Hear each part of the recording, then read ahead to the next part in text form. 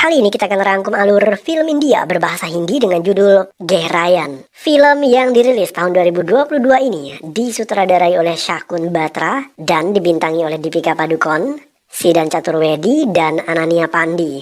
Gehrayan berkisah tentang seorang wanita bernama Alisa yang terjerat dalam cinta terlarang dan memaksanya menjadi seorang pelakor.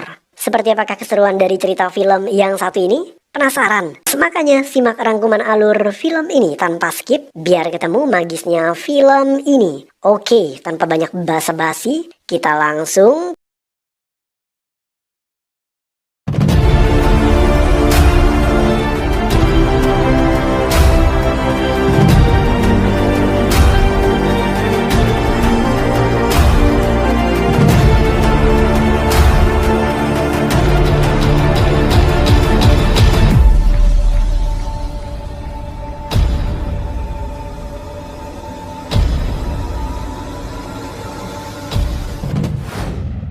Alisa seorang instruktur yoga dan ia sedang mencari investor yang bisa mendanai aplikasi yoga yang ia rancang. Sayangnya belum ada investor yang berminat. Alisa memiliki kekasih bernama Karan. Mereka sudah berpacaran selama 6 tahun. Karan sedang menulis sebuah buku, namun ia belum menemukan penerbit yang bisa mensponsori bukunya. Suatu hari, Karan dan Alisa menemui wanita cantik bernama Tia. Tia adalah sepupu Alisa dan ia baru kembali dari Amerika. Jika Alisa hidupnya pas-pasan, sebaliknya, Tia berasal dari keluarga kaya. Ayah Tia yang bernama Tuan Sharma adalah seorang pengusaha sukses. Mereka bertemu di sebuah kapal pesiar yang disewa oleh tunangan Tia yang bernama Zain. Zain dan Tia sendiri sudah saling kenal selama 3 tahun. Zain adalah seorang pengusaha properti dan saat ini, ia sedang menangani sebuah proyek pembangunan villa dengan nominal yang fantastis. Tia dan Zain mengajak Alisa dan Karan liburan di villa tua milik ayah Tia. Saat datang ke tempat itu, Alisa melihat foto ibunya dan ia teringat akan masa lalunya. Setelah menghabiskan liburan bersama, tanpa sepengetahuan pasangan masing-masing, Zain dan Alisa mulai saling menyukai. Zain bahkan terkadang menggoda Alisa. Gayung pun bersambut. Karena sering diabaikan oleh kekasihnya Karan, Alisa kemudian meladeni godaan Zain. Suatu malam, Karan meminta Alisa untuk menunjukkan skill yoganya kepada Zain dan Tia. Karan adalah seorang penulis buku, hanya saja bukunya belum diterbitkan. Karan sibuk dengan bukunya dan ia tidak terlalu memperhatikan Alisa. Karan juga tidak mendukung Alisa untuk pembuatan aplikasi yoga. Mereka sering bertengkar soal pekerjaan. Sementara Zain, sekalipun masih muda, ia menderita sakit pinggang. Tia menyarankan Zain untuk melakukan terapi yoga guna menyembuhkan sakit pinggangnya. Setelah selesai liburan, Alisa mulai terbayang-bayang dengan wajah Zain. Mendadak Alisa menerima pesan WA dari Zain dan Alisa membalas pesan itu dengan semangat 45. Shirt bahar nikal do and get comfortable. Oke. Zain datang ke studio yoga Alisa. Kebetulan studio sedang sepi dan pengunjung lainnya sudah pulang. Saat terapi berlangsung, Alisa dan Zain saling curhat tentang keluarga mereka dan masa lalunya. Ketika masih anak-anak, Zain melarikan diri dari rumah karena ayahnya sering melakukan KDRT terhadap ibunya. Alisa menuturkan hal yang sama. Ibunya bunuh diri akibat depresi karena ditekan oleh sang ayah. Setelah curhat, Zain memberanikan diri untuk mencium Alisa. Alisa membalasnya dan ciuman itu terhenti ketika mendadak ada orang yang masuk ke dalam studio. Tia akan berangkat ke Amerika. Ia mampir ke rumah Karan. Tia datang bersama tunangannya Zain. Saat berada di dapur, Zain kembali ingin menggoda Alisa. Namun, Alisa menolak karena Alisa sadar jika Zain adalah tunangan Tia, sepupu Alisa.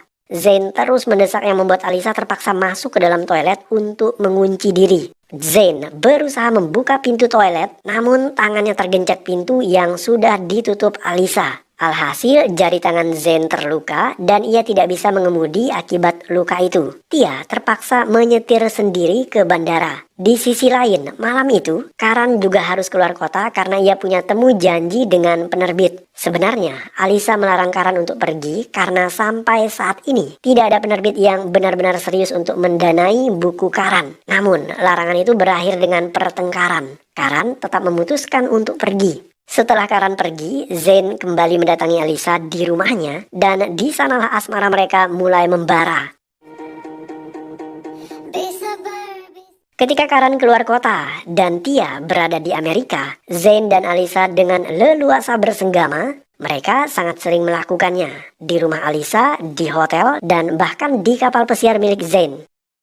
Zain mengetahui mimpi Alisa untuk mengembangkan aplikasinya dan ia siap menjadi investor. Namun, Alisa menolak. Jika Zain melakukan itu, maka Tia bisa mencurigai hubungan mereka. Ayah Alisa menelpon karena hari itu Alisa sedang berulang tahun. Ayahnya tinggal di daerah Nasik, sementara Alisa tinggal di Mumbai. Sejak ibunya tewas akibat bunuh diri, Alisa sangat membenci ayahnya. Mereka jarang bertemu dan komunikasinya tidak baik. Mengetahui Alisa berulang tahun, Tia kembali ke India. Ia ingin merayakan ultah Alisa. Tidak hanya Tia, Karan juga memberikan kejutan kepada Alisa dengan melamarnya. Alisa menerima pinangan itu dan mereka akhirnya bertunangan. Zain menangani proyek pembangunan villa.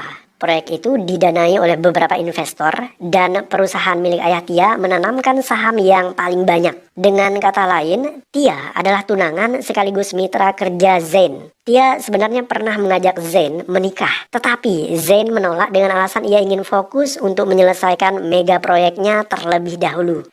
Karan dan Alisa kembali bertengkar hebat akibat urusan pekerjaan. Pertengkaran itu membuat Alisa minggat dari rumah dan ia pergi ke rumah orang tuanya. Alisa akhirnya memutuskan hubungannya dengan Karan. Di rumah ayahnya yang bernama Vinod, Alisa juga terlibat pertengkaran. Alisa masih menyesalkan sikap sang ayah yang tidak pernah mau pindah dari Nasik ke Mumbai. Padahal waktu itu ayah Alisa sedang dalam kesulitan finansial dan ia mendapatkan tawaran dari abang iparnya untuk bekerja di Mumbai. Tetapi Tuan Vinod selalu menolak tawaran itu. Merasa tertekan akibat ulah suaminya yang ngotot ingin tinggal di Nasik, ibu Alisa justru memilih bunuh diri. Alisa kesal dengan Karan dan ayahnya. Ia melampiaskan kekesalannya itu dengan memblokir kontak WA Zain. Sementara Zain, ia kangen berat dengan Alisa. Zain mengetahui jika Tia dan Alisa akan bertemu di sebuah kafe dan ia segera menyusul mereka. Saat bertemu Zain, Alisa berusaha menghindar. Tidak hanya menolak Zain, Alisa juga menolak dijemput oleh Karan yang sedang menunggu dirinya di luar kafe. Alisa akhirnya pulang menggunakan taksi. Di dalam perjalanan, ia membuka blokir kontak WA Zain dan setelah itu, sebuah pesan suara masuk. Zain mengatakan pada Alisa bahwa ia mencintainya. Alisa menemui Zain di apartemennya. Zain mengatakan bahwa ia telah mengembalikan dana investasi dari perusahaan Tia. Zain bahkan membantu Alisa menyewakan sebuah studio yoga yang mewah. Ia juga akan mencari momen yang tepat untuk mengakhiri hubungan ia dan Tia karena Zain hanya mencintai Alisa. Alisa sendiri takut dan bingung. Ia merasa bersalah kepada Tia, tetapi Zain meyakinkan Alisa bahwa seberat apapun kenyataannya, mereka harus berterus terang kepada Tia. Setelah itu, Zain kembali mencumbui Alisa.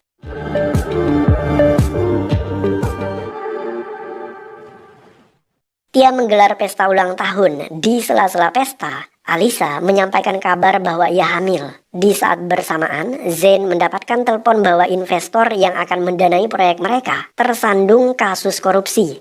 Proyek Zain terancam batal beroperasi karena Zain butuh dana besar untuk mengerjakan tendernya. Terkait kehamilan, Zain meminta Alisa untuk tetap tenang. Ia berjanji akan mengatasi semua masalah tersebut. Hanya saja Zain butuh waktu.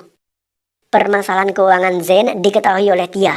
Tia siap menggadai villa miliknya untuk pendanaan proyek Zain. Zain jadi serba salah.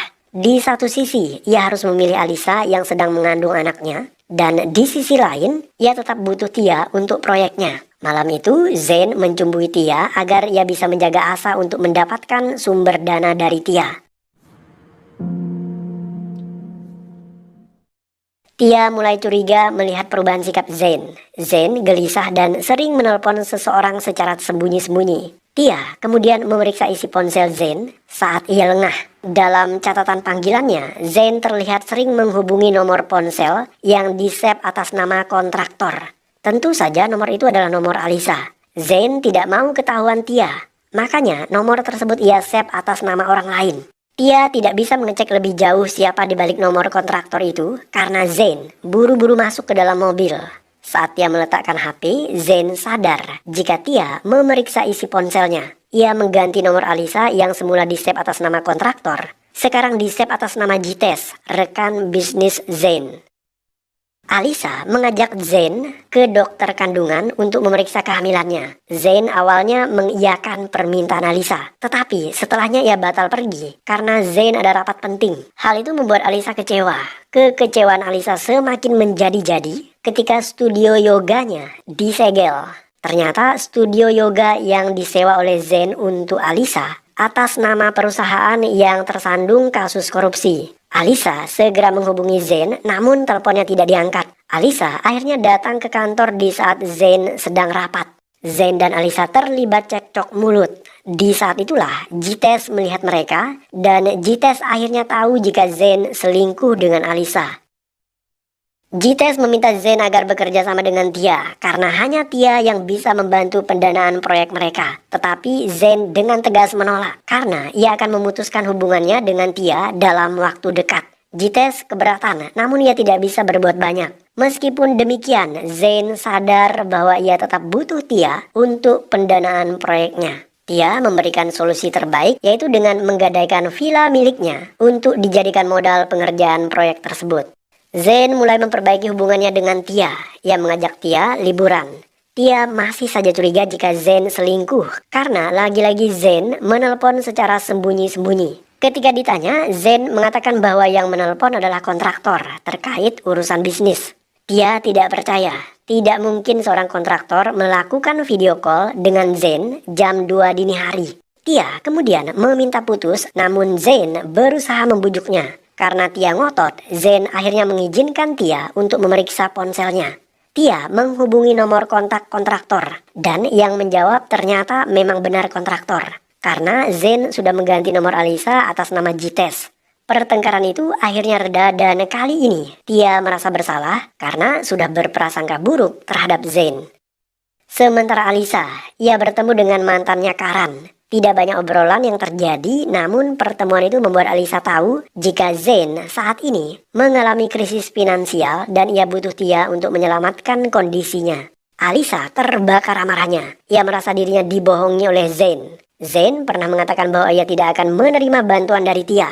Zen juga bilang bahwa ia sedang pergi ke Pune untuk urusan bisnis. Padahal kenyataannya Zen justru liburan dengan Tia. Alisa bergegas mendatangi kediaman Zen. Di sana Zen sedang bersama Tia. Tia masuk ke dalam lift dan Zen bergegas keluar untuk menghentikan langkah Alisa. Zen dan Alisa akhirnya bertengkar hebat. Alisa ingin membongkar semua rahasia mereka kepada Tia, tetapi lagi-lagi aksinya dihentikan oleh Zen. Zen meminta kepada Alisa sedikit waktu untuk mengatasi masalah ini. Alisa mengalah dan ia memilih pergi. Harus investment. Zen membawa Alisa jalan-jalan menggunakan kapal pesiarnya. Saat Zen berada di dalam toilet, Alisa melihat isi WA antara Zen dan Tia. Alisa merasa cemburu. Ia masuk ke dalam toilet untuk menanyakan Zen. Tetapi Alisa justru menemukan Zen sedang memberikan obat ke dalam minumannya. Zen ingin membunuh Alisa. Alisa ketakutan. Ia segera menghubungi Tia. Tindakannya itu diketahui oleh Zen. Zen berniat membunuh Alisa dengan mendorongnya ke laut. Tetapi Alisa melakukan perlawanan dan kaki Zen secara tidak sengaja tersandung botol miras. Zen limbung dan ia terjatuh ke dalam laut. Alisa segera kembali ke daratan meninggalkan Zen yang tenggelam. Keesokan paginya, Karan menelpon Alisa. Polisi menemukan tubuh Zen di pantai. Zen tewas akibat tenggelam. Alisa segera ke rumah sakit dan di sana ia melihat tubuh Zen terbaring di kamar mayat. Alisa ketakutan. Ia bingung tidak tahu harus berbuat apa. Setelah Zen tewas, Alisa memilih menggugurkan kandungannya.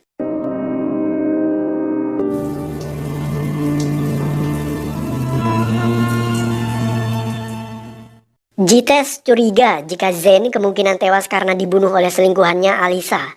Jites mencoba untuk memancing Tia.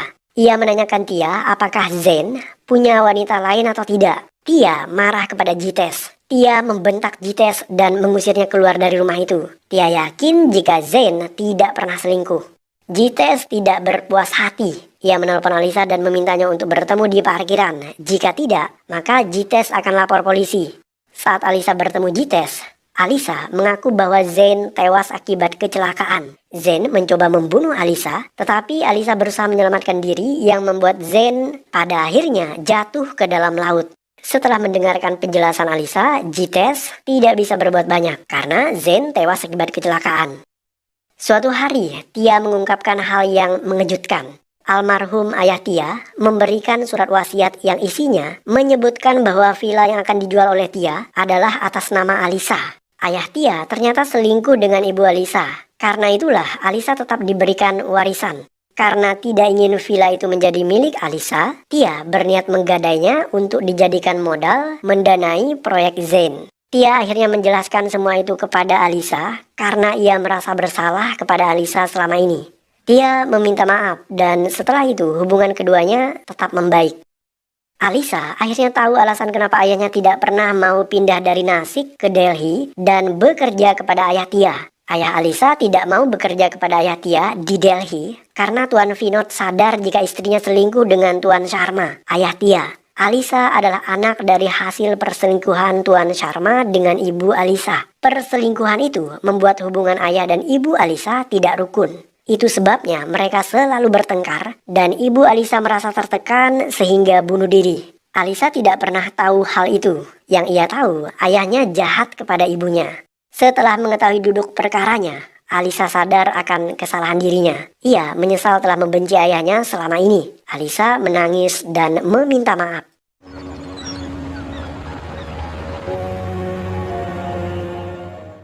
Dua tahun berlalu, hubungan Alisa dan sang ayah membaik. Suatu hari, Alisa terlihat mendatangi kediaman Karan. Karan hari itu akan mengadakan pesta sekaligus melamar seorang wanita yang bernama Anika untuk menjadi tunangannya. Karan ternyata gagal menjadi seorang penulis. Ia bekerja di sebuah perusahaan yang sama dengan Anika kekasihnya. Tia juga hadir di pesta itu. Saat menghampiri Alisa, Tia meminta maaf. Tia menyesal telah membongkar aib ayahnya dan juga Alisa di masa lalu. Tia mengajak Alisa melupakan masa lalu mereka yang kelam dan mereka harus move on untuk menyongsong masa depan. Alisa setuju dengan pernyataan sepupu sekaligus adik tirinya Tia.